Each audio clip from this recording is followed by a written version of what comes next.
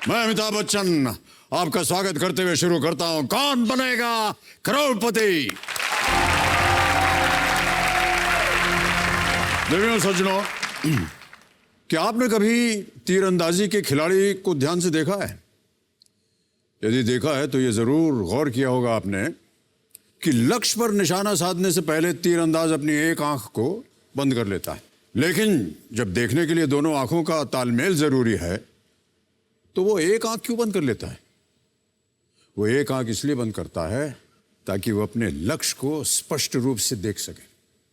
अपना सारा ध्यान लक्ष्य पर केंद्रित करने के लिए वो ऐसा करता है। तीरंदाजी की तरह ही जीवन में लक्ष्य तक पहुंचने के लिए हमें अपनी दृष्टि को सीमित करना पड़ता है, शक्तियों को समेटना पड़ता है और लक्ष्य की ओर आगे बढ़ने के लिए हमें कई बार पीछे भी हटना पड़ता है। देखिए, ये किसी कमजोरी की निशानी नहीं है, बल्कि अपनी ताकत को समेटने की निशानी है। शेर भी शिकार पर हमला करने से पहले 2 कदम पीछे हटता है और डर के मारे पीछे नहीं हटता है, बल्कि पूरी शक्ति से हमला करने के लिए वो पीछे हटता है। देवियों सज्जनों, यही लक्ष्य प्राप्ति का एकमात्र ब्रह्मास्त्र है।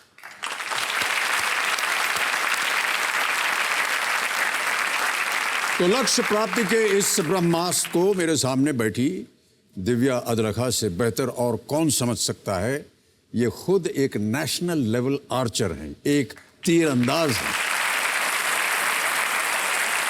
दिव्या जी हमारी कल की रोल ओवर कंटेस्टेंट है और कल अपने जवाब से निशाना साध कर इन्होंने 40,000 रुपए जीत लिए थे।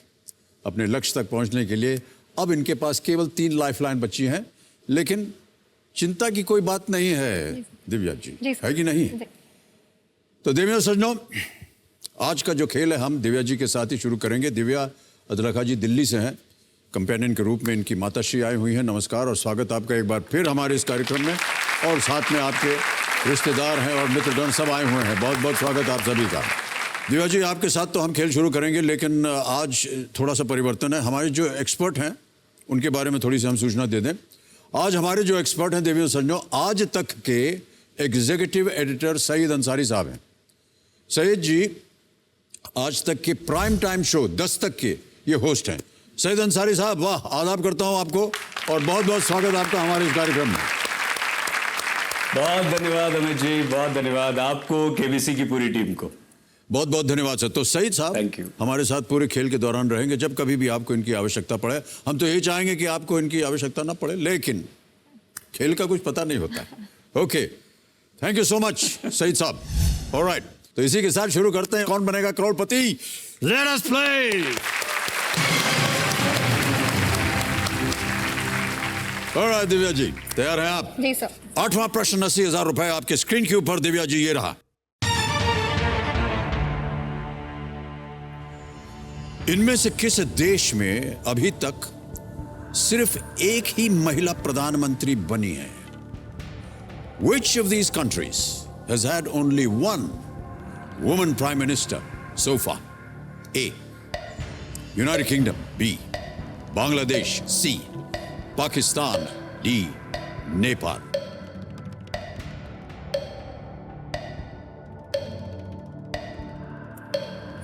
सी पाकिस्तान।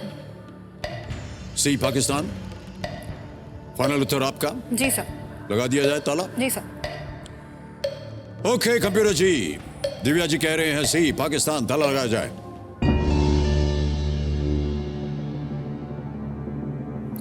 बाकियों के बारे में क्या जानकारी है आपको? सर वहाँ रह चुके हैं एक से ज़्यादा। कैसे? सर एकदम नाम याद नहीं आ रहा, बट पढ़ा है मैंने ये कि और UK पाकिस्तान में, में? सर पाकिस्तान में एक ही रही है। कौन? सर अभी नाम याद नहीं आ रहा, but I have read this कि एक ही थी वहाँ पे। नाम ही याद नहीं है, फिर भी आप बोल रही हैं सर यही ऐसे सही ही है। पढ़ा था कि एक ही रही है वहाँ पे, इस तरीके से पढ़ा था। एकदम क्लिक नहीं कर रहा है अभी। सही जवाब है आपका। बेनजीर भुट्टो। बेनजीर भुट्टो। बेनजीर भुट्टो किसी मुस्लिम बहुल देश की प्रधानमंत्री बनने वाली पहली महिला नेता थी। वे 1988 से 90 तक और 1993 से 96 में 2 बार पद पर रहीं। बांग्लादेश में शेख हसीना और खालिदा जिया, और यूनाइटेड किंगडम में मार्गरेट थैचर, थेरेसा मे रही हैं। जी, और नेपाल में आज तक, अभी तक कभी भी कोई महिला प्रधानमंत्री नहीं बनी। ओके, अब आगे बढ़ते हैं। अब आ रहा है 9वां प्रश्न, 1,60,000 रुपए। तैयार हैं दिव्या जी? जी सर। 9वां प्रश्न आपकी स्क्रीन के ऊपर ये रहा।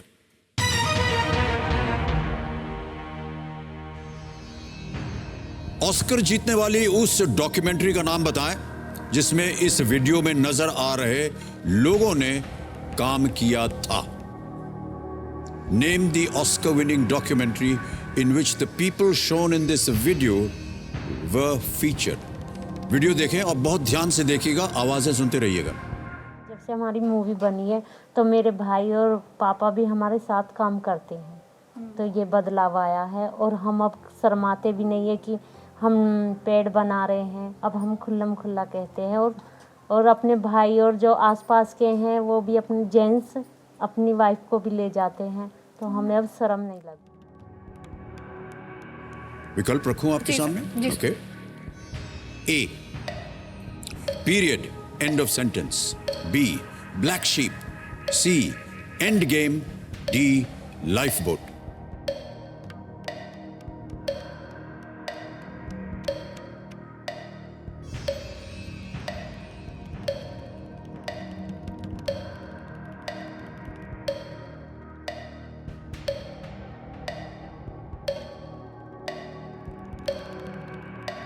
सर मैं लाइफलाइन लूंगी।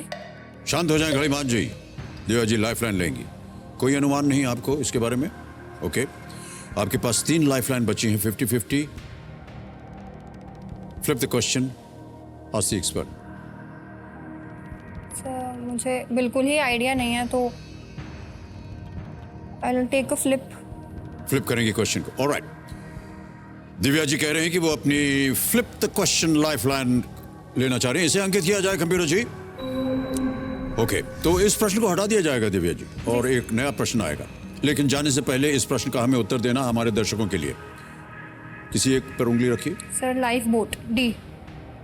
D, life boat. ओके, वो कुछ समझ में आया था? वो क्या बात कर रहे थे? जी सर, वो कुछ ट्रेडिशनल बातों के ऊपर था कि ऐसा कुछ वहाँ चलता है। ओके, वो end. Kabir ji deep life boat पे ताला लगाइए, देखें ये सही है या नहीं। जी नहीं, ये गलत होता। सही है पीरियड, एंड ऑफ सेंटेंस।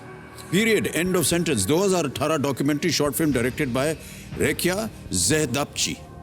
ये हापुड़ के कुछ महिलाओं का अनुसरण करता है जो low cost biodegradable sanitary pads बनाने वाली मशीन को ऑपरेट करना सीखती हैं।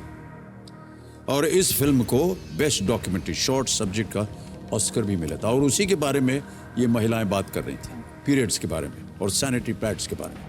पीरियड, एंड ऑफ सेंटेंस, ये सही उत्तर है। ओके, तो अब इस प्रश्न को हटा देंगे और जैसा कि आपने चाहा एक नया प्रश्न आएगा। हमारे यहाँ देखिए करीब 11 ऐसे विषय होते हैं जिनकी सूची यहाँ पर है, और इनमें से यहाँ पर आने से पहले आपने किसी एक विषय को चुना था, और वो है एंटरटेनमेंट। ओके, तो अब एंटरटेनमेंट के आधार पर एक नया प्रश्न आपके सामने आएगा। कविता महाशय, एंटरटेनमेंट के आधार पर नया प्रश्न दिव्या जी के लिए पेश कीजिए।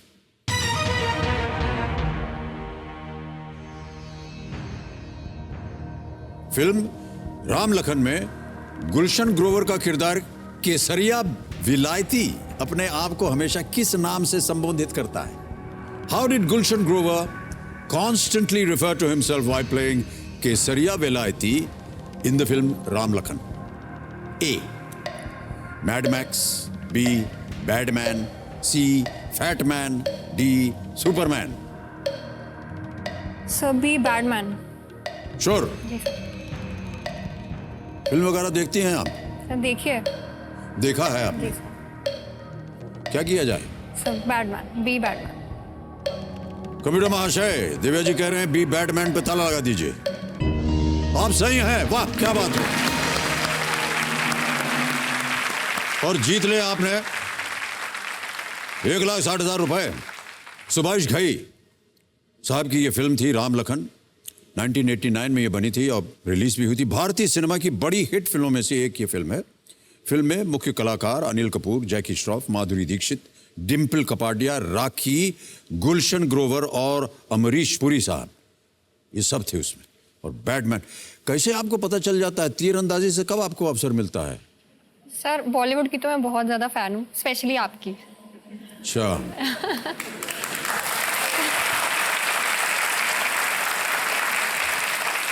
अच्छा देखिए, ऐसा बहुत से जो हमारे खिलाड़ी हैं वो यहाँ आते हैं और जब कभी कोई फिल्म की बात होती है तो वो कहते हैं हम तो साहब आप ही की फिल्म देखते नहीं हैं सर। और आपकी फिल्म देख करके। अच्छा, मेरे ऐसे को तो कह सब करके मैं आपको बता दूं, यहाँ आसान प्रश्न हम आपको नहीं देने वाले हैं। दिव्या जी, आप कुछ कहने वाली थी? सर मैं कह रही थी कि पीकू देखने के बाद सब मुझे ये बोलते थे कि तुम अपने पापा की बिल्कुल पीकू की तरह केयर करती हो, तो उसकी अच्छा, तो मैं बहुत बड़ी फैन। चलिए, कुछ सीख मिली आपको हमारी किसी फिल्म से। बिल्कुल सर। ऑलराइट दिव्या जी, बहुत ही महत्वपूर्ण पड़ाव आ गया है 10वां प्रश्न, 3,20,000 रुपए का। और वो 10वां प्रश्न पार कर जाइए कृपा करके। वो अगला प्रश्न आपके स्क्रीन के ऊपर ये रहा।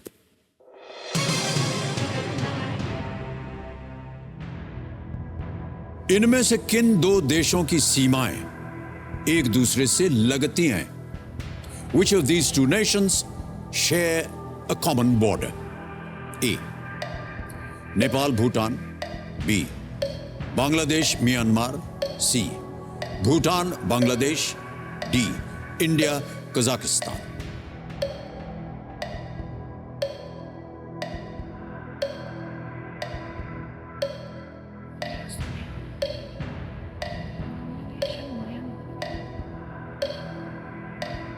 Sir B Bangladesh Myanmar. B Bangladesh Myanmar, sure है? Yes sir. ताला लगाने लायक? जी सर। ओके, कबीर महाशय बी पे ताला लगाइए। नेपाल भूटान, सर वो तो राजधानी हो गई उसकी। नहीं हाँ, सर। नहीं कोई रास्ता नहीं हुआ। सर राजधानी हो गई वो तो, नेपाल एंड। नहीं, राजधानी मतलब राजधानी नहीं बात हो रही है कि कॉमन बॉर्डर की बात हो रही सर ईस्ट में जाते तो बांग्लादेश इस साइड आ गया, नीचे म्यांमार आता है तो। है? पर नीचे तो बहुत कुछ आता है, सर बंगाल की खाड़ी भी आती है वहां पर। उससे ऊपर इधर बांग्लादेश आ जाता है, फिर म्यांमार। सही जवाब। 3,20,000 जीत गए आप। Well done। और एक चेक आ रहा है, जोरदार ताली बजाने के लिए।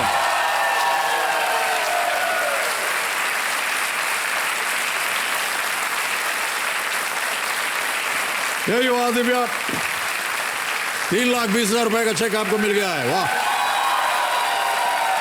Well played.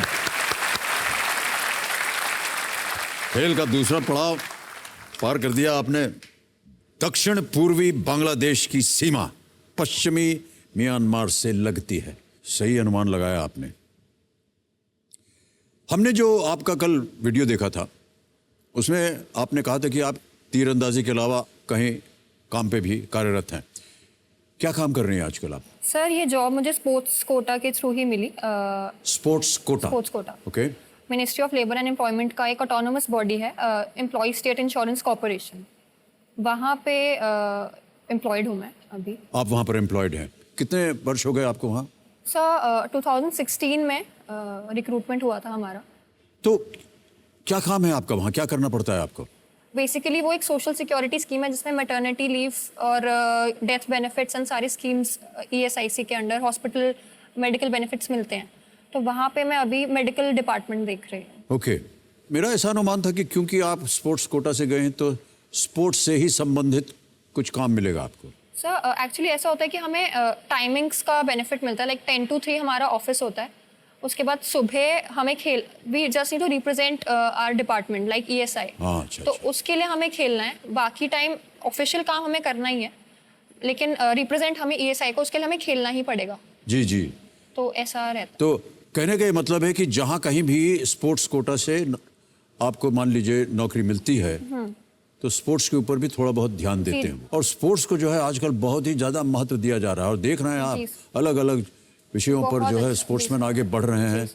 कहीं ना कहीं बहुत कम उम्र में जो छोटे बच्चे भी होते हैं वो सोच लेते हैं कि हमें स्पोर्ट्समैन बनना है, क्रिकेट खेलना है, बैडमिंटन खेलना है, कुछ भी खेलना है, कबड्डी खेलना है, जी सर। क्योंकि उनको पता है कि ये हमारे लिए एक कमाई का जरिया भी बन सकता है। सर मैं ये कहूँगी बहुत जरूरी है स्पोर्ट्स खेलना। जी, बिल्कुल सही कहा आपने। पढ़ाई, मेरे पापा यही कहते थे कि पढ़ाई जरूर करो, वो मुझे फर्स्ट प्रेफरेंस पढ़ाई को ही देते थे, बट स्पोर्ट्स जितना जरूरी है वो फिटनेस के लिए रहना, वो नहीं होगा तो आपकी पढ़ाई भी कुछ काम नहीं जी, आएगी। जी। मेंटल स्ट्रेंथ हमें स्पोर्ट्स ही देता जी है, हाँ। एक फिटनेस का तरीका, बिल्कुल सही कहा तो आपने। वो जरूर होना चाहिए लाइफ में। अब पहले कहावत होती थी, पढ़ोगे लिखोगे होगे नवाब, खेलोगे कूदोगे होगे खराब। जी, अब उल्टा है। गाड़ दिया उसे जमीन में, अब भाई नहीं वो। हमने सुना है कि आप एक ग्रुप के साथ संबंधित है जिसका नाम है हमदर्द। सर मेरा अपना एनजीओ है। वो आपका अपना एनजीओ क्या करता है वो?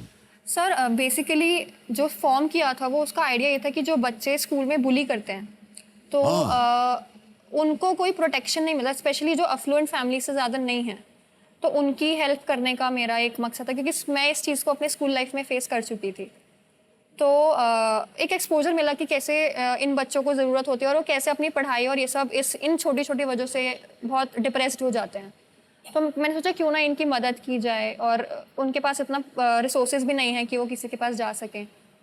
तो वहाँ से मेरे को लगा कि यहाँ काम करना चाहिए और जो चीज़ मैं झेल चुकी हूँ वो किसी और को ना झेलना पड़े, तो ये मेरा मकसद। जी देखिए, ये बुलिंग जो है ये अब एक विषय बन गया है, बहुत ही महत्वपूर्ण विषय। और जितने भी छोटे बच्चे जाते हैं स्कूल में या किसी भी उम्र के जाते हैं, उनकी रैगिंग होती है जी सर। स्कूल वगैरह में।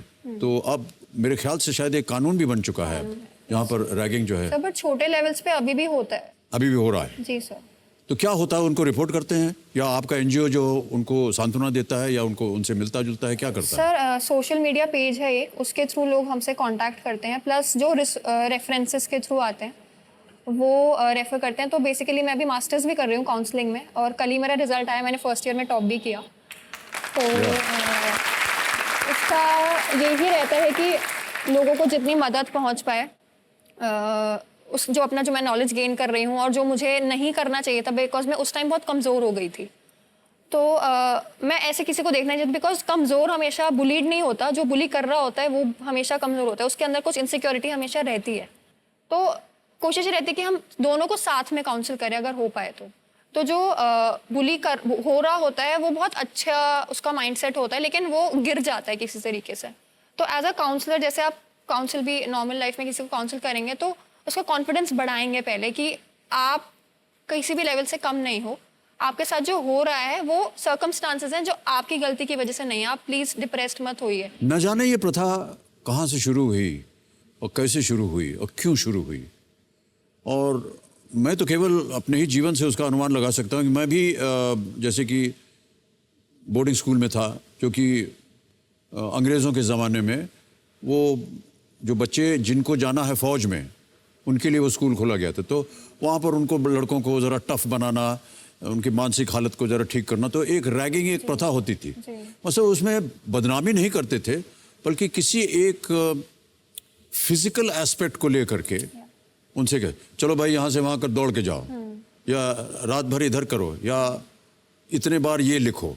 तो एक फिजिकल टेस्ट हो जाता था उनके लिए, उसको रैगिंग नाम दे दिया। फिर जा करके मुझे लगता है रैगिंग जो है वो उसका दुरुपयोग होने लगा, जैसा कि आप अभी बता रही हैं। और अब जो है ये एक बहुत ही नीचे स्तर पर गिर चुका है, इसको निकालना है वहाँ से। बहुत अच्छा काम कर रहे हैं आप दिव्या जी, बहुत बहुत बधाई आपको एक बार फिर। तो दिव्या जी, आपने दूसरा पड़ाव जो है पार कर लिया है, 3-20 आप जीत गए हैं, 2 लाइफ लाइन आपकी अभी भी बची हुई है। अब यहाँ से हमारा जो 16वां प्रश्न है 7 करोड़ रुपए का, उसका दरवाजा खुल जाएगा। घड़ीमान जी शांत हो जाएंगे, अब आपको हर एक प्रश्न के लिए समय मिलेगा, और हम उम्मीद करते हैं कि ये जो 2 लाइफ लाइन आपके पास अभी भी बची हुई हैं, इनकी सहायता से आप करोड़पति बन जाए। Thank you sir. मेरे चाचा चाची आए हैं साथ में, तो उनके बच्चे हैं 2, उनको प्लीज एक बार हाय बोल दीजिए। हाँ जी, उनका नाम है तृप्त जैन एंड तनिष्का जैन। तृप्त जैन एंड तनिष्का जैन, नमस्कार, हाय। और कुछ बोलना है? सर बस इतना ही। और भी लोग हैं। दिव्या जी ने कहा कि आपको हाथ हिला दे, तो हम हाथ हिला रहे हैं, ठीक है? ध्यान रखिएगा इनका। वहाँ से दुआएं दीजिए कि ये जीत जाए बहुत सारा, और आपके लिए बहुत सारे गिफ्ट वगैरह लेकर के आएंगी। ओके, ऑलराइट दिव्या जी, अब आ रहा है 11वां प्रश्न। बहुत सोच समझ कर खेलना पड़ेगा आपको यहां से। समय ही समय आपके पास 11वां प्रश्न, 6,40,000 रुपए स्क्रीन के ऊपर ये रहा।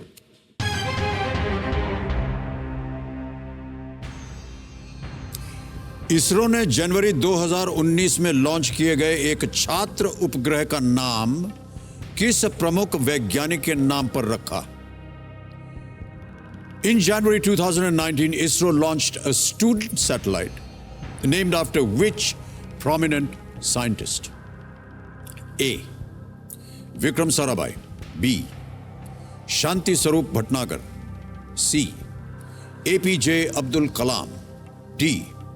A.S. Kiran Kumar.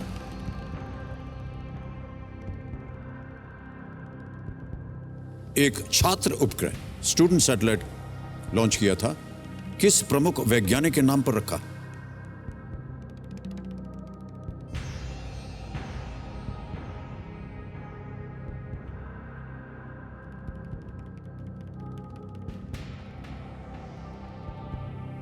जनवरी 2019। सर मैं लाइफलाइन लूंगी। लाइफलाइन लेना चाह रही हैं? सोच लिया आपने काफी इसके बारे में? कहीं कुछ ख्याल आपके आ रहे हो मन में? डी लग रहा है, डी एंड सी में थोड़ा कंफ्यूज हूँ मैं। राइट, आपने कहा आप लाइफलाइन लेंगी। कौन सी लाइफलाइन? दो बची हैं 50-50। आज से एक्सपर्ट।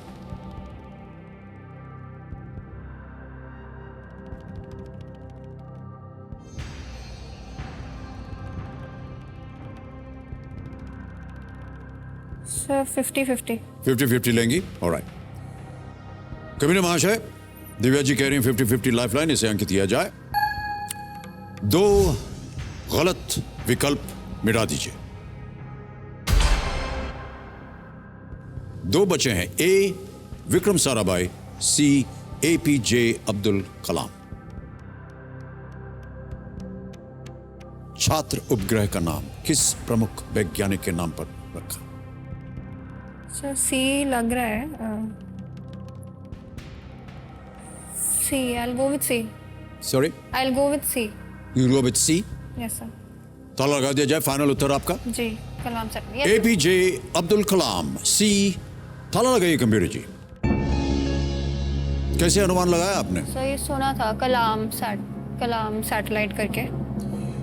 आपका ये उत्तर बिल्कुल सही है। दिव्या जी, आपने 6,40,000 रुपए जीत ले। Well played.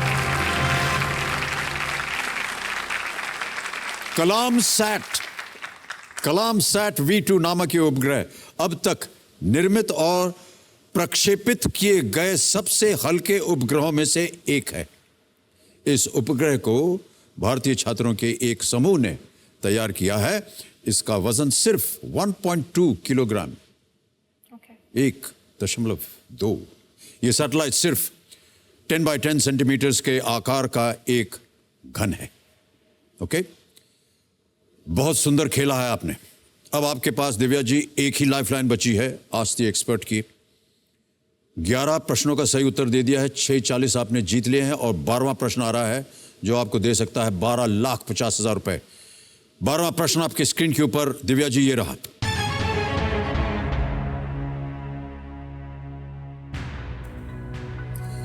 डॉक्टर रघुराम राजन ने अपने पेशेवर करियर में इनमें से कौन सा पद नहीं संभाला है?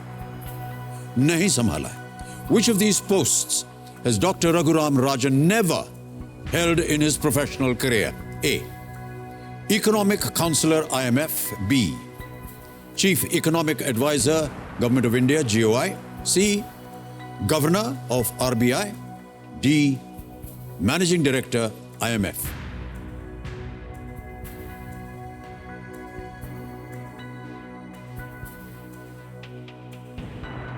सी और बी तो वो रहे, governor and chief economic adviser तो वो रह चुके हैं। Confuse between A and D. Managing director,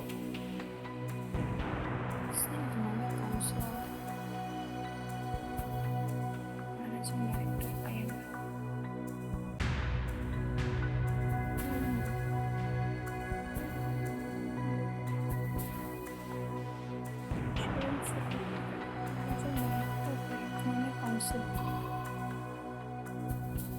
sir I think it should be A, economic counsellor IMF। Sure हैं आप? श्योर नहीं है आप? इट्स 82। जब कभी भी कोई श्योर नहीं होता, मैं यही सलाह देता हूं कि आपके पास बची हुई एक लाइफलाइन उसका इस्तेमाल कर लीजिए, अगर आप श्योर नहीं है तो। ठीक है सर, लाइफलाइन। लाइफलाइन लेंगी? जी, ऑलराइट। दिव्या जी अपनी एक और लाइफलाइन लेंगी कंप्यूटर जी, और वो है आस्क द एक्सपर्ट। इसको अंकित किया जाए। और सईद अंसारी साहब, आपकी बारी आ गई है। सईद भाई, जी अमित जी। बारी आ गई। प्रश्न तो आपने सुन लिया होगा। डॉक्टर रघुराम राजन ने अपने जी। पेशेवर करियर में इनमें से कौन सा पद नहीं संभाला है? ऑप्शंस मैं आपके सामने रखता हूं और 60 सेकंड मिलेंगे उत्तर देने के लिए। A, economic counsellor IMF। B, chief economic advisor GOI government of India. C, governor RBI। या D, managing director IMF। Amit ji, doctor Raghuram Rajan को कौन नहीं जानता, मतलब इतने बड़े आर्थिक इकोनॉमिक एक्सपर्ट वो हैं जी। और विवाद में भी रहे थे आप और हम जानते हैं, जब RBI के गवर्नर से उन्होंने इस्तीफा दिया और बाहर चले गए। डी हमें लगता है मैनेजिंग डायरेक्टर IMF का उन्होंने पद नहीं संभाला है। इकोनॉमिक काउंसलर रहे हैं, chief economic adviser government of India रहे हैं, गवर्नर सभी जानते हैं रहे हैं वो। तो इसका मतलब ये हुआ D, managing director IMF। Divya ji, जी sir, I will go with सहमत हैं आप? जी सर, बिल्कुल। कुछ पूछना चाह रहे हैं आप उनसे? नहीं सर। नहीं? फाइन क्या किया जाए? Sir, lock. D, managing director IMF lock किया जाए कंप्यूटर जी। सईद भाई, आप बिल्कुल सही हैं। वाह, क्या बात है। Thank you sir. Is the right answer. और सईद साहब ने आपको जितवा दिए हैं 12,50,000 रुपए। धन्यवाद दे दीजिए। Thank you sir. Economic counsellor and director of research IMF 2003 से 2007 तक, chief economic adviser ministry of finance government of India 2012 से 2013 तक, और RBI reserve bank of India governor थे 2013 से 2016 तक। आपने जीत लिए हैं 12,50,000 रुपए। और सबसे पहले हम सबसे पूछते हैं कि ये जो धनराशि आपने जीती है, इसका आपके जीवन में कितना मायने है? सर, पहले तो मैं एक चीज बोलूंगी, मैं 12,50 नहीं जीती हूँ, आपके सामने बैठ के मैं करोड़पति ऑलरेडी बन चुकी हूँ।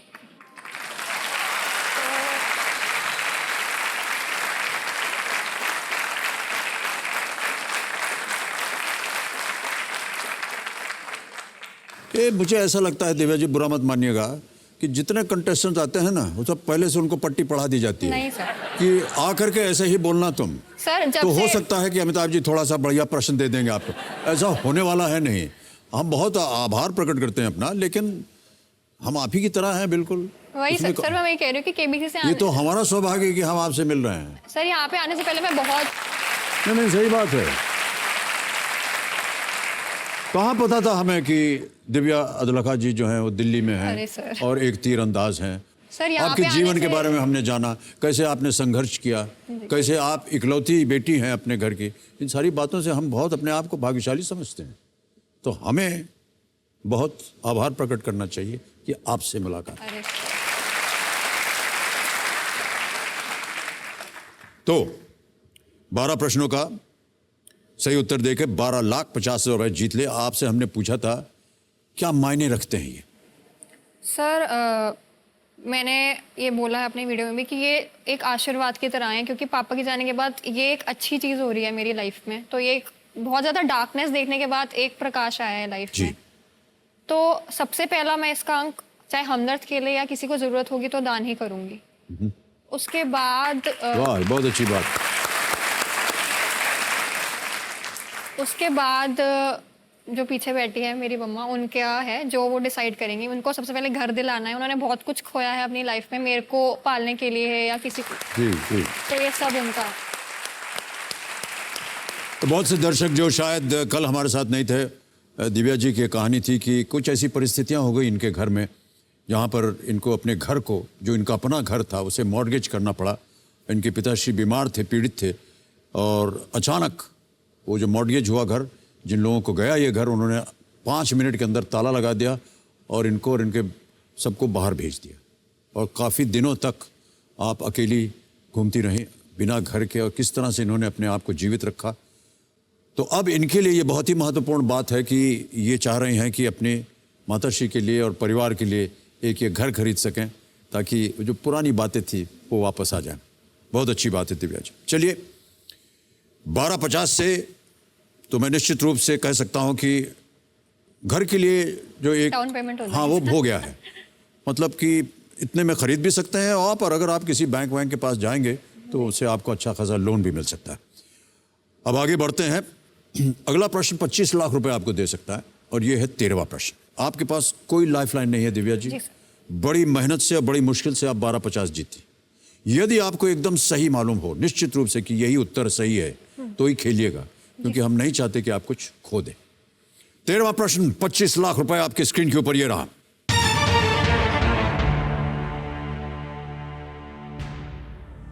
किसने पेशेवर टेनिस छोड़कर पेशेवर क्रिकेट खेला, लेकिन फिर से टेनिस में आकर WTA एकल रैंकिंग में नंबर 1 रैंक हासिल की?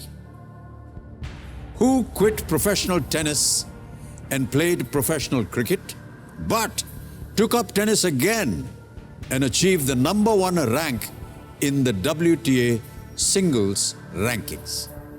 Options: A. Ashley Barty, B.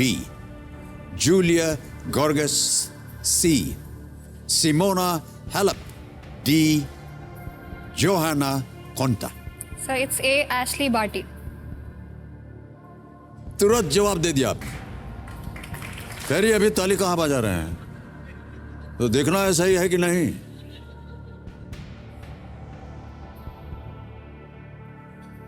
A. Ashley Barty, Yes. B. Julia Gorgas, C. Simona Halep, D. Johanna Konta। आपने कहा एशली बार्टी। ताला लगा दिया जाए।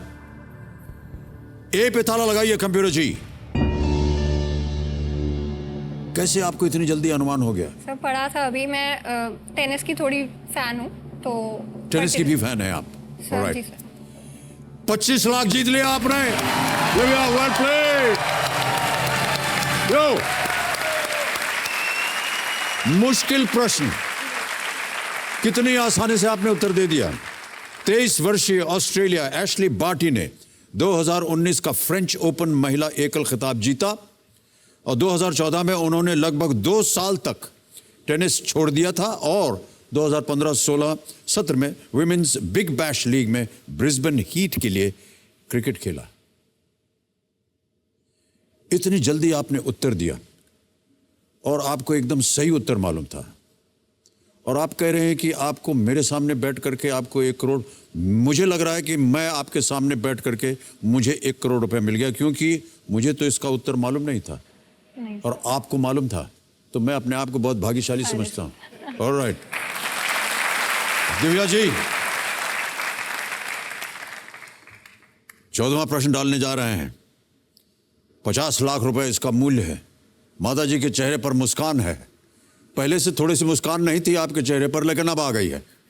अब हंसती रहिए ना। हाँ देखिए कितने अच्छे लग रहे हैं आप। सर वो यहाँ पे आके हंसना शुरू करिए, वरना रोज रोती थी कि मतलब आफ्टर दैट हैपेंड। जी, तो मैं बहुत खुश हूँ कि ये मौका मिला आपके सामने बैठने का, और वो हंस रही है। नहीं नहीं, बहुत अच्छा है। इसी तरह आप हंसती रहिए, और आपकी जो सुपुत्री है ना, ये आपको हमेशा इसी तरह हंसाती रहेंगी। ऑलराइट दिव्या आदलखा जी, 14वां प्रश्न 50 लाख रुपए के लिए आपके स्क्रीन के ऊपर ये रहा।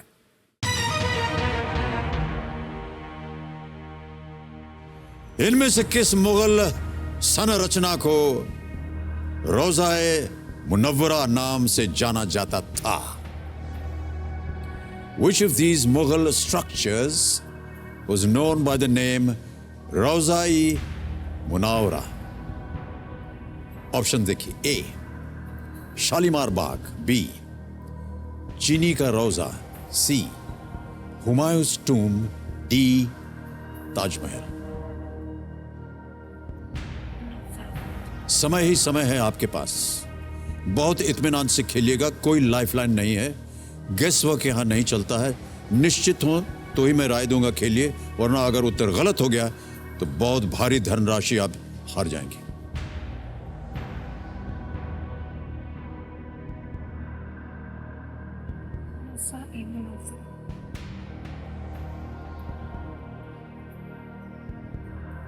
सर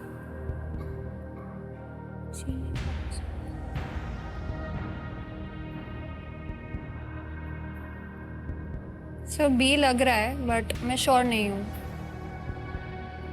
श्योर नहीं है?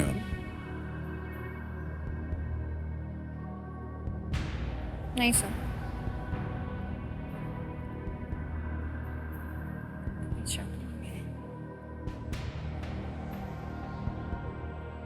Sir I quit. सोच लिया? जी सर। ये आपका अंतिम निर्णय है। कमीना महाशय, दिव्या अदलाखा जी कह रही हैं कि वो क्विट करना चाहेंगी। 13 प्रश्नों का आपने सही उत्तर दिया, 25 लाख रुपए आप जीत गए हैं। तालियों के साथ हम आपका अभिनंदन करते हैं, बहुत बहुत बधाई।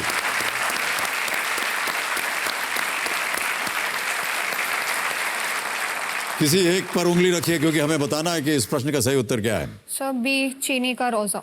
बी चीनी का रोजा। ताला लगाया जाए कंप्यूटर जी। जी नहीं, ये गलत होता। सही उत्तर है ताजमहल।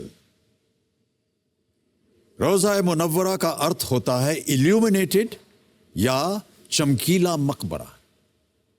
ताजमहल को मुगल दस्तावेजों में ताजमहल नहीं बल्कि रोजा मुनव्वरा नाम से संबोधित किया गया है, जो चमकता है। ऑलराइट, बहुत बहुत बधाई आपको Divya ji. Thank you sir. थोड़ा सा मैं अनाप शनाप बोल देता हूं, ऐसे ही। नहीं सर। आपका जो सरनेम है वो है अदलखा, जी सर। लेकिन आप हो गए हैं 25 लाख के। सर मेरा पता है आने का मकसद ही ये था। मुझे लोगों ने बोला था कि आप कितना जीत के आना चाहोगे। अदलखा तो मेरे पास है ही, तो उसके बाद जो होगा वो वाह, profit क्या ही बात है। होगा। 25 लाख रुपए आपने जीत लिए और आपके ये जीते हुए 25 लाख रुपए अब डिजिटली हम आपके बैंक अकाउंट में ट्रांसफर कर देंगे। यहां पर आपका नाम आ गया है, आपका अकाउंट नंबर आ गया है। Transfer now. 25 लाख रुपए, 1 2 3 4, एक और नहीं बोले, 25 लाख रुपए हो गए। कंफर्म किया, ये सीधा गया आपके अकाउंट में। Well played Divya ji. और हम माता जी से आग्रह करेंगे कि आए हमारी एक फोटो ले लें।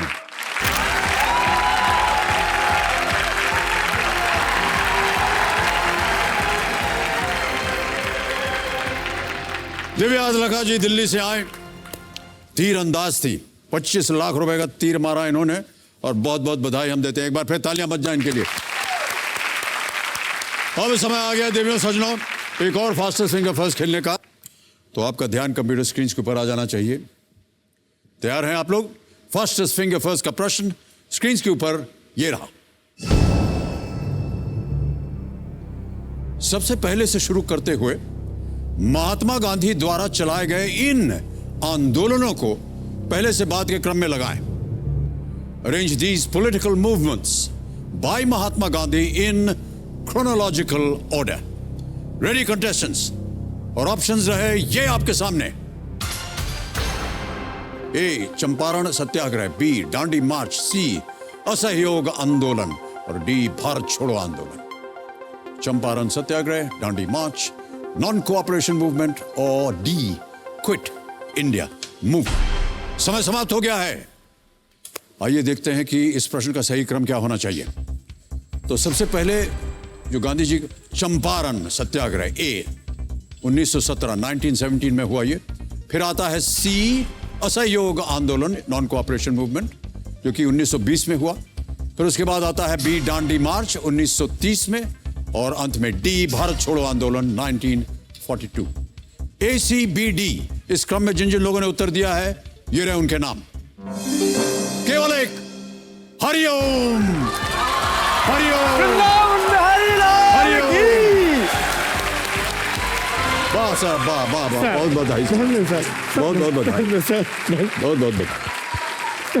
बस बस बस बस। धन्य सर, मैं जीवन मेरा धन्य हो गया। मैं आपके हृदय से मिल रहा हूँ। अरे नहीं मेरा सर, जीवन धन्य हो गया।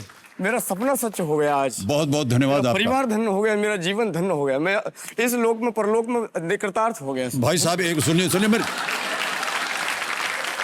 बहुत बहुत धन्यवाद आपका। आपकी जो पादुका है वो वहीं छूट गई है। सर मैं प्रार्थना कर रहा था परमात्मा से कि आपके हृदय से मिल जाऊं। अच्छा अच्छा, तो उनको लेना चाहेंगे आप? हाँ ले लीजिए।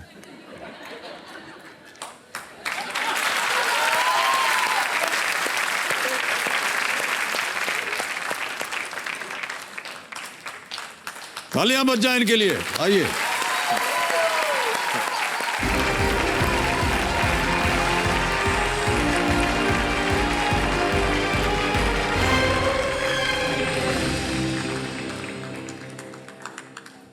हरिओम जी, बहुत बहुत बधाई, शुभकामनाएं आपको। धन्यवाद आपका। बहुत भावुक हो गए भाई साहब आप। सर मेरी पत्नी ने मेरी माता जी ने सब लोगों ने व्रत रखा हुआ है एकादशी का। मैं भी सुबह से निराहार हूँ, व्यताहार हो, तनमनस को समाहित हो। मैं सुबह से जलपान करके रह रहा हूँ, केवल प्रार्थना कर रहा हूँ कि आपसे मिल जाऊँ किसी प्रकार से मैं।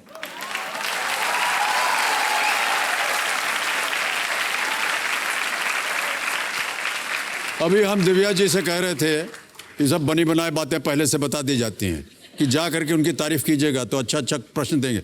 भाई साहब ऐसा कुछ नहीं है, आपसे मिल करके ये हमारे लिए बड़े सौभाग्य की बात है, क्योंकि आप लोग बड़ा परिश्रम करके आते हैं यहाँ पर। सर मैं एक निवेदन करूं जी। अपनी बात को मैं श्रीमद् भागवत के एक श्लोक से प्रारंभ करना चाहूंगा जी। अद्रणम चाहतम ज्ञानम प्रमादेन श्रुतम कथम संदिग्धो यतो मंत्रो व्यग्र चित्तो हतो जपा।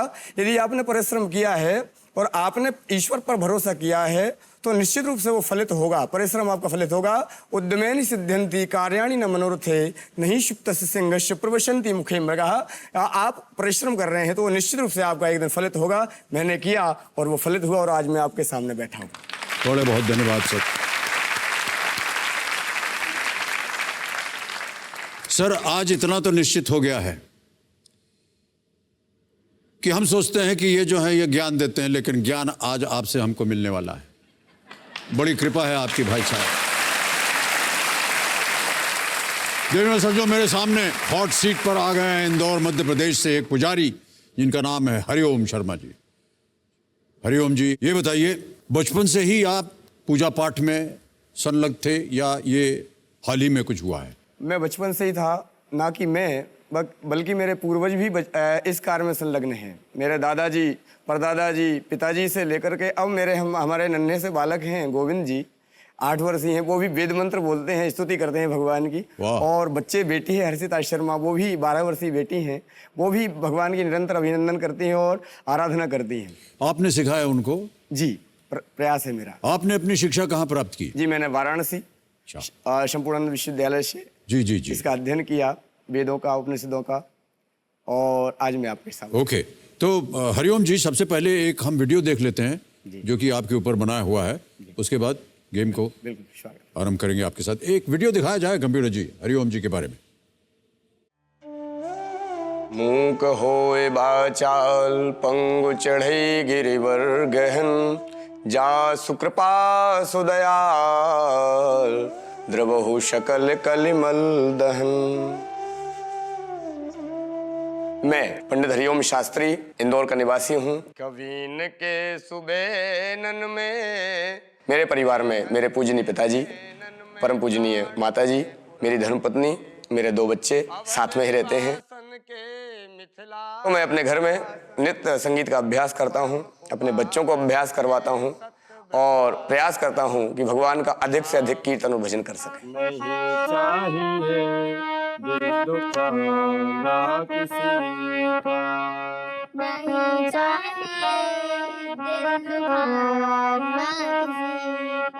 धर्म का प्रचार करने का जो सौभाग्य मुझे प्राप्त हुआ है पीढ़ियों से चला आ रहा है और मेरा भाव था कि मैं समाज के लिए कुछ कर सकूं। परोपकाराय पुण्याय, परोपकार करना सबसे बड़ा पुण्य है। पापाय परिपीडनम, और दूसरों को कष्ट देना सबसे बड़ा पाप है। 25-26 वर्षों से मेरे द्वारा 500-700 ब्राह्मण बटुक ब्राह्मणों को वैदिक शिक्षा दी जा रही है।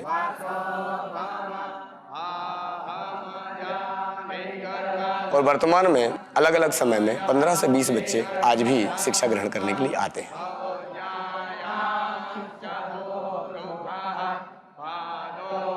इंदौर शहर में सदी के महानायक श्री अमिताभ बच्चन जी के साथ में बैठने का सौभाग्य मुझको प्राप्त हो रहा है। इसके लिए उन परमपिता का आभार, साधुवाद और कोटि कोटि धन्यवाद। हरिओम जी, ये जो आपने शिक्षा प्राप्त की वेदों की, ये किसी आप गुरुकुल में गए थे? जी, मैं गुरुकुल में गया था। कहाँ पर है ये? संपूर्णानंद विश्वविद्यालय से मैंने परीक्षा दी। तदुपरांत मणिकर्णिका घाट के पास में सतुआ बाबा आश्रम है, वहाँ पर मैंने ये मणिकर्णिका घाट वाराणसी में। वाराणसी जी जी। जहाँ पर भगवती सती का कुंडल गिरा था, जी, जिसके जी। कारण उस स्थान का नाम पड़ा मणिकर्णिका। अच्छा अच्छा। इस प्रकार से वहाँ पर मैंने आश्रम में रह करके गुरुकुल में अध्ययन किया, गुरुजनों की सेवा की और वेदों का अध्ययन किया। कितने वर्ष लगे आपको अपनी शिक्षा प्राप्त करने में, ये वेद वगैरह? 12 वर्ष। 12 वर्ष? 12 वर्ष तक जी। कठिन होगा ये। कठिन। गुरुजनों की सेवा की, गुरुजनों के वस्त्रों को धोया, गुरुकुल में रह करके मुंडन हुआ करता था और अपने हाथों से भोजन बनाया जाता था। तदुपरांत स्वस्ति वाचन होता, वेद मंत्रों के गुंजायमान होकर के, और ऐसा दिव्य वातावरण कि जो पाठशाला का जो दिव्य स्मरण जब आता है तो पुरानी यादें ताजा हो जाती हैं। तो दिनचर्या क्या होती है आपके गुरुकुल में दिन भर? गुरुकुल में प्रातःकाल 4 बजे उठना है।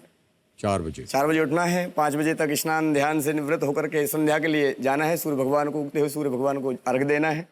तदुपरांत अपने नित्य नैमित्तिक जो कर्म होते हैं, पाठ करना, पूजन करना, भगवान की आराधना करना, अर्चन करना। तदुपरांत फिर बाल भोग भगवान को भोग लगता है। उसके बाद उस प्रसाद को हम लोग ग्रहण करते हैं नाश्ते के रूप में। वाह क्या बात है। हरिओम जी, एक बार फिर आपको हम बधाई देते हैं, शुभकामनाएं देते हैं, और जल्दी से आपके सामने जो इस खेल के नियम हैं उनको परिचय मैं आपको दिलवा दूं। सर, मैं आपके कहने के पहले एक शब्द बोलना चाहता हूं। जी। अब गीता जी में भगवान ने कहा है, श्रद्धावान लभते ज्ञानम तत्परः संयतेन्द्रिया, ज्ञानम लब्धा पराम शांतिम अचरेणाधिगच्छति। ज्ञान का सागर जो अथाह है और हम छोटे से जीव हैं, अथाह समुद्र में ये जीव पार पाने की चेष्टा कर रहा है। तदापि ईश्वर की यदि कृपा हो तो रंकम करोति राजानाम, राजानाम रंक में विचा, निर्धनम धनीनाम चैव धनीनाम निर्धनम। तथा ईश्वर कृपा करें तभी पार पाया जा सकता है इस ज्ञान के अथाह सागर में। और अभिनय के महासागर के सामने मुझे बैठने का सौभाग्य मिला है। तथापि मुझे कितना ज्ञान है मुझे पता नहीं है, पर मेरा प्रयास पूर्ण रहेगा और आपके सामने बैठ करके ये खेल खेलने का प्रयास करूंगा। बड़ी कृपा है आपकी भाई साहब। बहुत जल्दी हम आपको ये नियम सुनाए देते हैं ताकि आपको पता चल जाए कि आपने जो कुछ भी विद्या प्राप्त की है वो कहाँ तक पहुंची है कि नहीं। जी। ज्ञान के सागर से आप तट पर आ सके हैं या नहीं, ये कुछ ही क्षण में पता चल जाएगा। ठीक है। तो एक धनालय यहाँ पर खड़ा हो गया है। 1000 रुपए से इसकी शुरुआत होती है और पहुंच जाता है ये 15वें प्रश्न तक 1 करोड़ रुपए तक। बीच में 2 पड़ाव आते हैं। 5वें प्रश्न पर 10,000 रुपए, 10वें प्रश्न पर 3,20,000 रुपए। 10वें प्रश्न के बाद हमारी जो एकदम चोटी का प्रश्न होता है 7 करोड़ का, उसका द्वार खुल जाता है।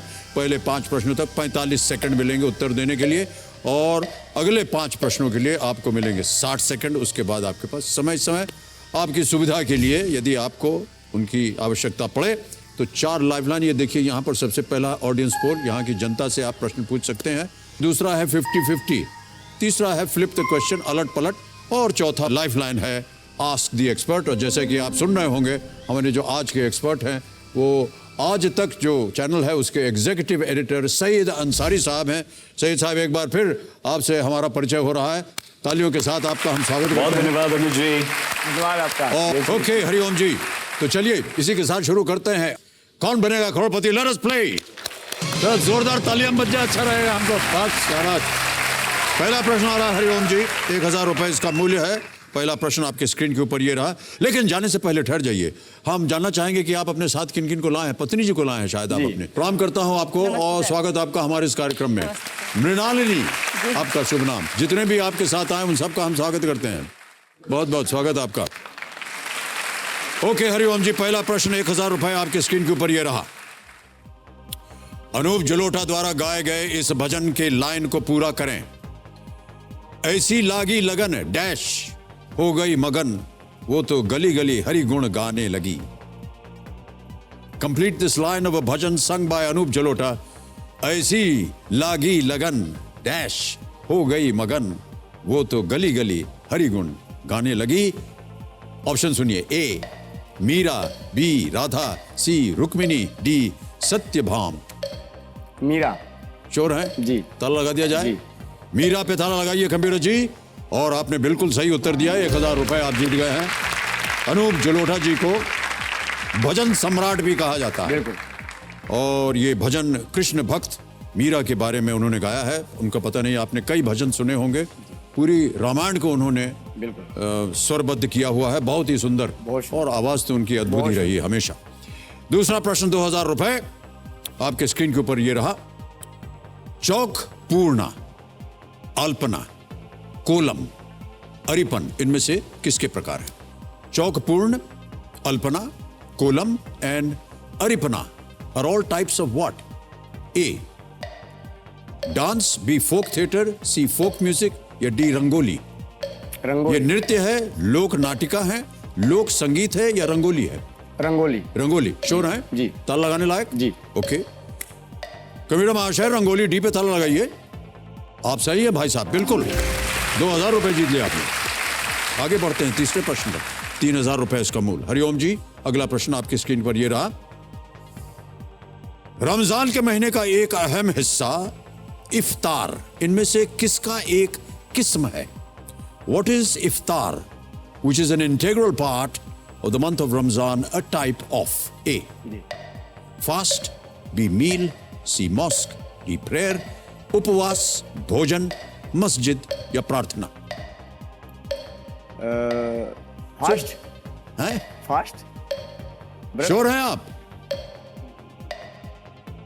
रमजान के महीने ना श्योर हो तो अभी भी लाइफलाइन है आपके पास, से किसका है? जल्दी बोलिए हरिओम जी।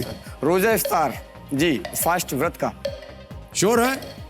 ताला है, अभी भी लगा सकते हैं आप जी। लाइफ लाइन लूंगा। लायर शांत हो जाए। अरे बाप रे, कौन सी लाइफलाइन लेंगे आप? 4 हैं बची हुई, चारों की चारों। Audience poll. Alright, audience poll को अंकित किया जाए कंप्यूटर जी। और जनता वोटिंग मीटर हाथ में उठाइए, बहुत कम समय रह गया है, ठहर जाइए। रमजान का महीने का एक अहम हिस्सा इफ्तार, इनमें से किसका एक किस्म है? क्या वो उपवास है, क्या वो भोजन है, क्या वो मस्जिद है, क्या वो प्रार्थना है? 15 सेकंड शुरू होते हैं अब।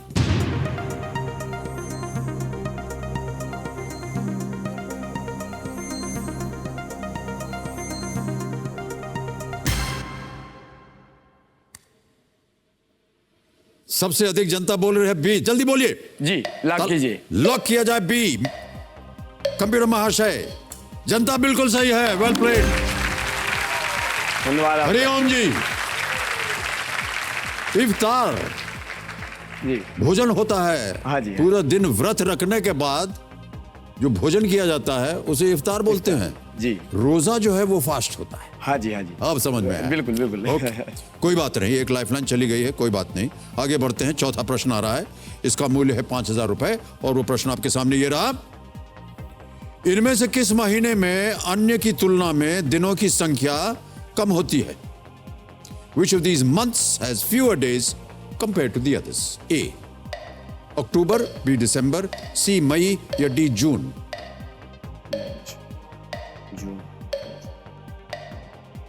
जून। श्योर है? जी। ताला लगाने लायक? बिल्कुल। डी जून पे ताला लगाइए कंप्यूटर जी।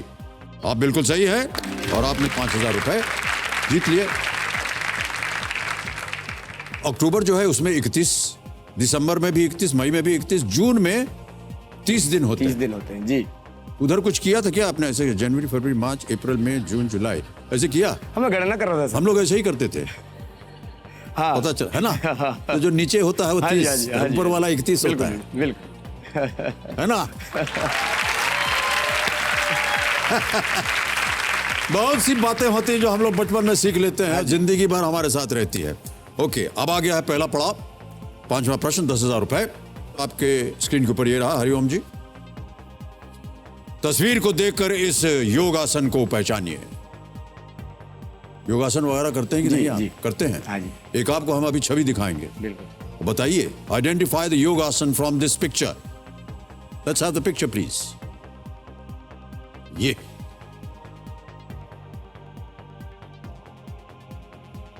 जी। देख लिया? बिल्कुल। अब आपके सामने विकल्प रखता हूं। ए कक आसन, बी वृक्षासन, सी धनुरासन या डी चक्रासन? धनुरासन। काक आसन, वृक्ष आसन, धनुरासन, चक्रासन? धनुरासन। धनुरासन जी। श्योर है? जी। ताला लगा दिया जाए। बिल्कुल। लगाइए ताला कंप्यूटर जी सी पे। बिल्कुल सही उत्तर है आपका, वाह क्या बात है।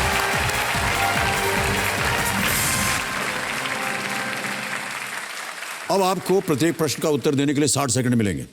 हरिओम जी, हमने सुना है कि धर्म इत्यादि में वेद वगैरह की शिक्षा प्राप्त करने के बावजूद भी आप ज्योतिष विद्या भी करते हैं। हाँ जी, मेरा ज्योतिष का कार्य भी है। श्रीमद् भागवत रामकथा, कर्मकांड, यज्ञ अनुष्ठान एवं ज्योतिष जी। तो ये भी कला आपने सीखी है या ये उसी में संलग्न है सर। साथ साथ वेद के साथ ये भी आता वेद, है? ज्योतिष, कर्मकांड, व्याकरण, ये सारे विषय उसमें जुड़े हुए थे सर। हरिओम जी, मैं पूछना चाहता आपके भविष्य में ये आज के परिणाम के बारे में क्या लिखा है? तो क्या होगा आपका परिणाम?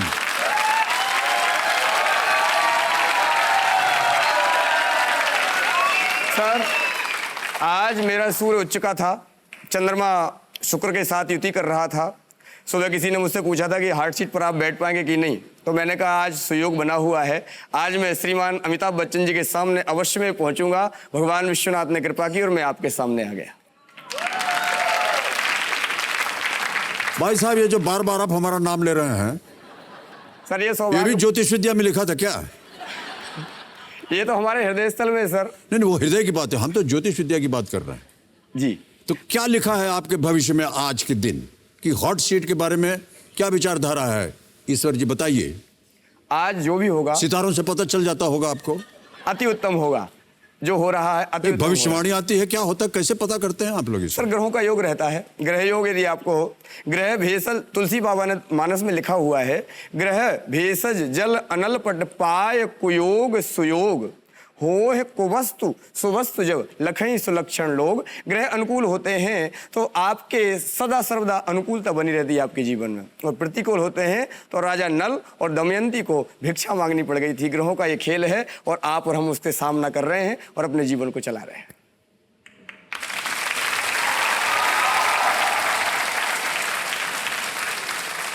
मान्यवर, अभी किस तरह के ग्रह लगे हुए हैं? सर, सारे नवग्रह हैं मेरे जीवन में। सत्य में सर, मैं आपको बताऊं, बचपन से आप जीवन की बात नहीं कर रहे हैं अभी इसी क्षण, सर, वो छोटा सा, क्योंकि जैसे ही आप बताएंगे वैसे ही अगला प्रश्न हम डालेंगे, फिर आप बताइएगा सही है कि नहीं, है कि नहीं? अनुकूल सर। सर, मैं इसके पहले एक छोटी सी बात बताना चाहता जी हूं। जी जी, आपके जीवन की ज्यादा समय मत लीजिए, ग्रह बदल जाएगा नहीं तो। आपके जीवन की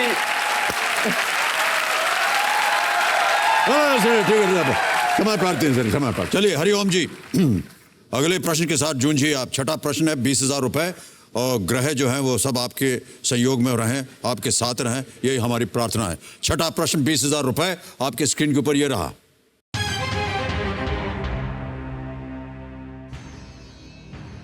सांप के शरीर का कौन सा अंग उसे सूंघने में सहायता प्रदान करता है? Which part of its body does a snake smell with? A. Tail. B. Tongue. C. Jaw. D. Skin. पूंछ, जीभ, जबड़ा या त्वचा? त्वचा सर, त्वचा। त्वचा। श्योर हैं? लाइफलाइन है आपके पास अगर आप श्योर ना हो तो।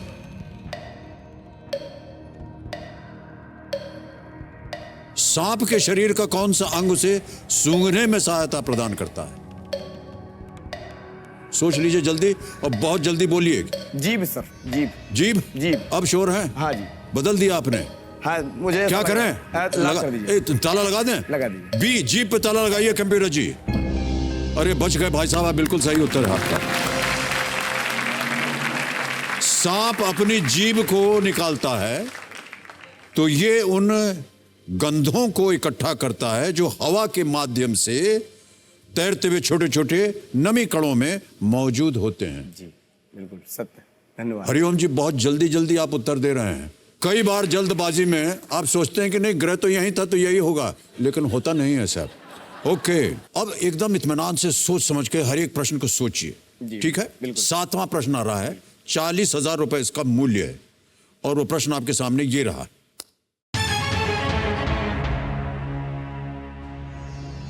इस गाने के गायक कौन है? जो गीतकार के रूप में अधिक लोकप्रिय हैं। अभी आपको एक वीडियो दिखाया जाएगा। Better known as a lyricist, who is the singer of this song. इस गाने के गायक कौन हैं जो कि एक गीतकार के रूप में अधिक लोकप्रिय हैं। गीतकार के रूप में ये सब के सब गीतकार हैं, लेकिन इनमें से कुछ ही गाते हैं। विकल्प सुनिए। ए इरशाद कामिल, बी नीलेश मिश्रा, सी अमिताभ भट्टाचार्य या डी स्वानंद किरकिरे। सर स्वानंद किरकिरे जो है वो गीतकार के रूप में बहुत प्रसिद्ध हैं। अच्छा, लेकिन सवाल कुछ और ही है। हाँ जी। प्रसिद्धि की बात नहीं हो रही अमिताभ है। भट्टाचार्य को मैं जानता ही नहीं हूँ। इरशाद कामिल, ना पता हो तो लाइफलाइन इस्तेमाल कर सकते हैं आप। चारों गीतकार हैं। सर स्वानंद किरकिरे। ताला लगाने लाए। जी। स्वानंद किरकिरे, डी। ताला लगाया जाए कंप्यूटर जी, देखें सही है या नहीं। आप कह रहे थे कि वो बहुत ही प्रचलित। हाँ जी, उन्होंने कई फिल्मों में गाने लिखे हैं और गाते भी मैंने सुना है उनके जी। बारे में, पढ़ा है। तो आपको लगा कि ये होना हाँ, चाहिए। ये होना चाहिए सर। ये सब के सब गीतकार हैं, लेकिन इनमें से कुछ ही गाते हैं। सर वाह, क्या बात है, सही उत्तर है आपका।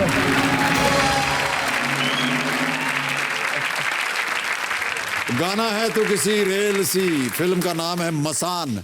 संगीत Indian ocean. Lyrics Varun Grover, Dushyant Kumar की एक गजल पर आधारित है ये। और इसके कलाकार थे विकी कौशल और श्वेता त्रिपाठी। निर्देशक नीरज घैवन। और स्वानंद किरकिरे को लगे रहो मुन्ना भाई और 3 इडियट्स के लिए बेस्ट लिरिक्स का राष्ट्रीय फिल्म पुरस्कार भी मिल चुका है। वाह। तो आप सही थे कुछ हद तक। जी। बाद में ग्रहों की कृपा रही आपके पास। ऑलराइट, 8वां। हरिओम जी, हूटर बज गया है, तो आज के खेल को हमें यहीं समाप्त करना पड़ेगा। आपसे मिल करके हमें बहुत अच्छा लग रहा है, बहुत आनंद आया, अच्छी अच्छी बातें आपसे सुनने को मिली। और कल जब हम आपके साथ मिलेंगे तो और भी आपसे हम ज्ञान प्राप्त करेंगे। सर मैं एक निवेदन करूं। जी जी। 3 दिन से मेरा सिलेक्शन नहीं हो पा रहा था, क्योंकि मुझे ज्ञान तो था, पर चूंकि कंप्यूटर से मेरा संबंध नहीं है, मेरा संबंध हारमोनियम से है, तो लगा हुआ था कि नहीं लग पा रहा था। हमारी बेटी को बोला, बच्चों को बोला कि बेटा हम लोग हार्ड सीट पर नहीं बैठ पाए, और हो सकता है कि आपके मन की बात, हमारे मन की बात श्री अमिताभ बच्चन जी से ना कह पाए या दुनिया को ना सुना पाए। तो बेटी ने कहा कि पापा ऐसा मुझे कहना नहीं चाहिए, सभी लोग बड़े आदरणीय और वंदनीय हैं, तथापि उन्होंने मुझे मनोबल बढ़ाने के लिए कहा बच्चों ने कि पापा पहले सिपाही आते हैं, फिर मंत्री आते हैं, फिर राजा आते हैं, आप चिंता मत करिए, लिख लीजिए, आप बच्चन साहब के सामने बैठे। ओहो, सीधे आपने अपने आप को राजभोग में प्रवेश करवा दिया है। कंटेस्टेंट्स, आपसे हम हाथ जोड़ कर माफी मांग रहे हैं, क्योंकि मैं अपने आप को तो परमात्मा के चरणों का दास मानता हूँ। ये मनोबल बढ़ाने के लिए छोटे बच्चों ने कहा, इसलिए मुझे ये बात कहनी पड़ी, अन्यथा मुझे ये कहने नहीं का नहीं अधिकार बिल्कुल कहना बिल्कुल नहीं। सही कहा उन्होंने भी, और आपने भी बिल्कुल उसका मनोबल बढ़ा, सही। और आज ईश्वर की कृपा से मैं आपके जी जी साथ। बिल्कुल सही बात कही आपने। हमने तो सोचा कि बहुत देर हो गई, शायद आप निद्रा रूपेण संस्थिता सो गए हैं, क्योंकि अचानक जब आप उठे तो हमको लगा कि अपनी पादुका आप छोड़ आए थे ना वहां पर, तो हमको लगा आप नींद में से उठे हैं। नींद के बारे में भी कुछ आपको पता होगा जी। कि क्या है वो श्लोक है? या देवी सर्वभूतेषु निद्रा रूपेण संस्था। हाँ, वो तो निद्रा रूपेण है, अभी तो क्षुधा रूपेण संस्था हो रहा है, पेट पूजा के वक्त हो गया है। कि सूर्योदय च अस्तमय च शायनम जहाति लक्ष्मीरपि चक्रवर्तीनम। आहा, वाह। हाँ? कि और अर्थ इसका सुनिए, इसका अर्थ यह है कि सूर्योदय चास्तमय चशाइनम, सूर्य उदय होने के बाद, चास्तमय अस्त होने से पहले, चशाइनम जो शयन करता है, जो सोता है, जहाति लक्ष्मी रपि चक्रवर्तीनम, उसकी लक्ष्मी जो है वो चली जाती है, चाहे वो चक्रवर्ती राजा ही क्यों ना हो। बिल्कुल सत्य बात। इसलिए जब आप सो जाएंगे, हमको लगा आप सो गए हैं तो आपकी लक्ष्मी जी नहीं आएंगी आपके पास। नहीं सर, मैं प्रार्थना कर रहा था परमात्मा से। नहीं बहुत अच्छा है, बहुत बहुत धन्यवाद आपका, एक बार फिर तालियां हरिओम जी के लिए। तो सबसे पहले हम विदाई लेंगे सैयद अंसारी साहब से। सैयद साहब, बहुत बहुत धन्यवाद आपका, thank you so much for being with us today. बहुत धन्यवाद अमित जी, बहुत धन्यवाद। तो यही समय समाप्ति की घोषणा हो गई। देवियों सज्जनों, जैसा कि मैं अक्सर कहता रहता हूं कि ये जो मंच है और इसके खिलाड़ी अनजाने में ही मुझे कुछ न कुछ सीख देकर जाते हैं। आज मैंने इस मंच से ये सीख ली है कि दरअसल हम सब के अंदर कोई ना कोई खुशनुमा पल छिपा होता है। ये खुशनुमा पल उस पल का इंतज़ार कर रहा होता है कि कब हम उसे बाहर आने का मौका दें। अब ये हमारे ऊपर है कि हम उस खुशनुमा पल को अपने प्रयास से और अपने विश्वास से कितनी जल्दी बाहर ला पाते हैं और ख़ुद अपने आप को खुश होने का एक सुनहरा अवसर दे पाते हैं। इन्हीं विचारों के साथ आपसे हम आज्ञा लेते हैं। शुभ रात्रि, शुभ रात्रि, शुभ रात्रि। Good night. Do take very good care of yourselves and thank you so much. Thank you so much audience. आप बैठे रहिए भाई साहब।